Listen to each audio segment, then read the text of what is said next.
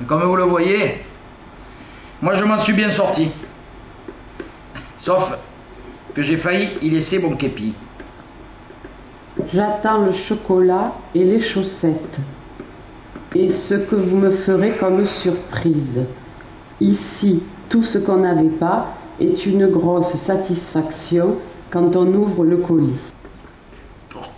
Et pour nous remettre en forme, on nous a imposé une belle marche d'école militaire, rangée par colonne de division, pour montrer à la France tout entière l'unité de la nation. Et sans ennemi en face, et toujours sous la pluie. Je crois qu'à partir de maintenant, on allait faire la guerre tout seul. Ça rire, on a eu peur d'aller comme ça jusqu'à Berlin, ça s'arrêtait un peu. Une division du 15e corps, composée des contingents d'Antibes, de Toulon, de Marseille et d'Aix, a lâché pied devant l'ennemi. Surprises sans doute par les effets terrifiants de la bataille, les troupes de l'aimable Provence ont été prises d'un subit affolement. Malgré les efforts des autres corps d'armée, et dont la tenue a été irréprochable, la défaillance d'une partie du 15e corps a entraîné la retraite sur toute la ligne. Voilà une bombe qui détournera les esprits de nos revers et de la responsabilité de l'état-major. Mais qui est particulièrement injuste, monsieur le ministre, et qui risque de ne pas convaincre. Rien de ce qui concerne l'intérêt de la patrie ne peut être injuste.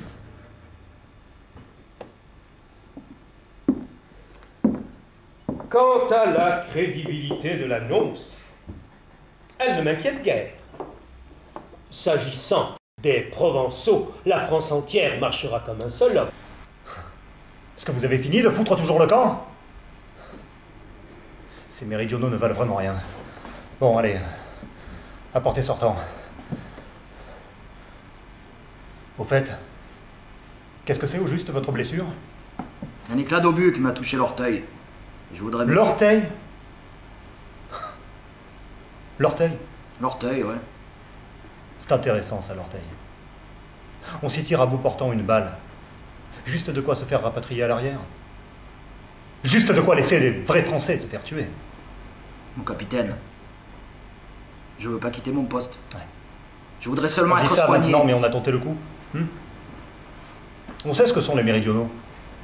Ces gens de la crosse en l'air, qui sous prétexte du soleil du midi qui mûrit leurs idées, sont pour la plupart des révolutionnaires anarchistes et antipatriotes.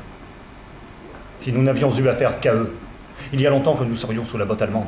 C'est un bon français. Pardon? Je suis un bon français, mon capitaine. Je veux le prouver en retournant au combat. Dans le Midi, on se garde bien de prêcher l'antipatriotisme. On se contente de l'y pratiquer. On préfère prendre le chemin de la frontière, mais pas de celle où l'on se bat. Au point de vue moral, le Midi est totalement perverti. Le respect de l'autorité est aboli, le mépris de toute hiérarchie est érigé en principe. Chacun le sait. L'homme du Midi, ce n'était pas lui qui voulait la guerre. Et on peut jurer qu'il a voté non. Mais, quand il a vu qu'il fallait la faire, il a dit « Eh bien, qu'il la fasse donc.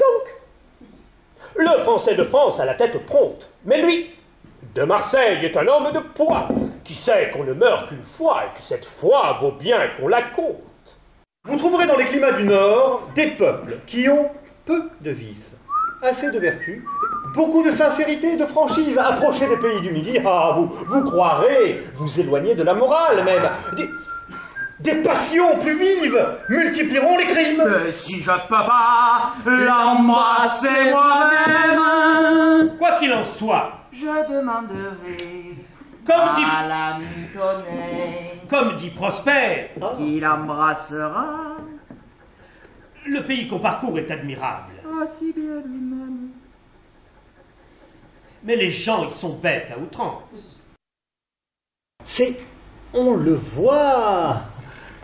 l'abondance d'arbres fruitiers qui a contribué à éloigner les populations du Midi des travaux pénibles exigeant l'effort des bras. On comprend qu'elle préfère cette exploitation facile, cette sorte de cueillette aux rudes travaux de la culture.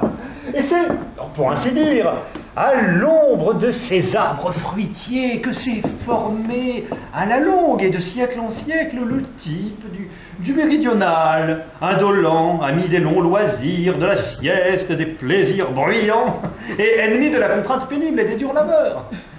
Et dans le Midi, la vie est facile, parce que les besoins sont peu nombreux.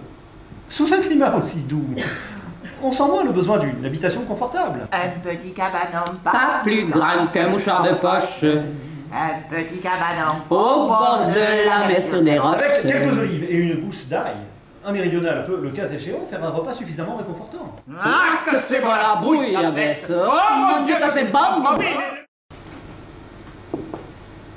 Qu'on ne s'y méprenne pas. Sous le bon garçon sans souci et jovial qu'il paraît, se cache presque toujours un ambitieux à froid, un égoïste féroce. Ce qui domine en lui, c'est le désir de s'élever par tous les moyens. Le juif veut de l'argent. Le méridional veut des places.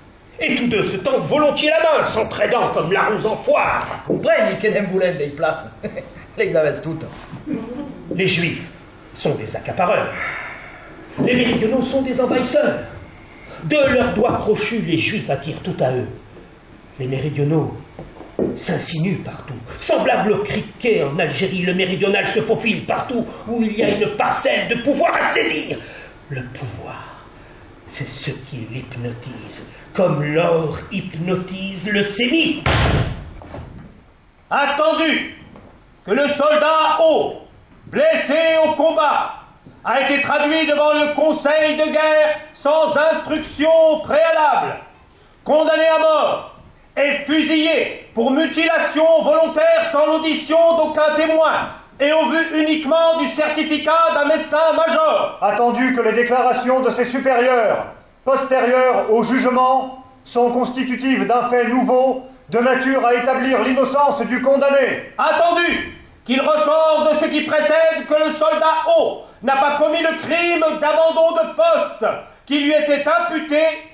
La Cour casse et annule le jugement du Conseil de guerre, décharge la mémoire du soldat O et ordonne l'affichage du présent arrêt et son inscription au journal officiel.